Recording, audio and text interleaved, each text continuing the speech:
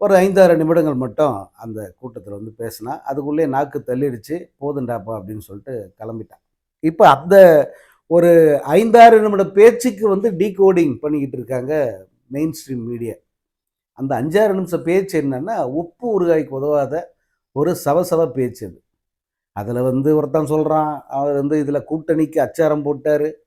பாஜகவையும், NR காங்கிரஸையும் பிரிக்கிறதுக்கான ஒரு பிள்ளையார் சொல்லி அங்க போட்டாரு.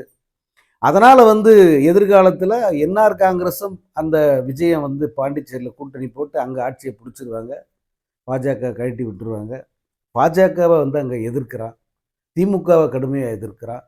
இந்த மாதிரி அரசியல் விமர்சகர் அப்படிங்கிற பேர்ல கண்டதையும் அடிச்சு விட்டுக்கிட்டு இருக்கானுங்க சேனல்ல உட்காந்துக்கிட்டு.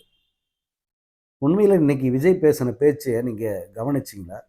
அந்த 6 நிமிடம் தான் உருப்படியா, அதாவது பேச்சுன்னு பார்த்தா. மீதியெல்லாம் எதுவுமே ஒரு 4 வரியை கூட முழுமையாக பார்க்காமல் சொல்ல தெரியாத ஒரு தற்கூரி அப்படிங்கிறத இந்த மேடையிலும் விஜய் நிரூபிச்சிருக்கான். குறிப்பா டெலிபிராம்டர், நரேந்திர மோடிக்கு டெலிபிராம்டர் வைக்கிறாங்கன்னா நரேந்திர முதிர்வின் காரணமாக இப்படி ஏதாவது ஒரு காரணத்தை சொல்லி தொலைக்கலாம். அதனால டெலிபிராம்டர்ல வச்சு அவர் படிக்கிறார் அப்படின்னு கூட சொல்லி ஏதோ ஒரு வகையில் அதை ஏத்துக்கலாம். பட் இவன் அப்படி இல்லையே. நேற்று வரைக்கும் சினிமா ஷூட்டிங்ல வசனத்தை மனப்பாடம் பண்ணி பேசிட்டு இருந்தவன் தானே. இன்னைக்கு அந்த ஸ்கிரிப்டை மனப்பாடம் பண்ண கூட முடியல, அந்த பொறுமை கூட இல்லை. நான் அப்படியே A4 ஷீட் எவ்வளோ இருக்கு கொண்டாங்க, அப்படியே ஒரு ஸ்கொயர் ஷீட்.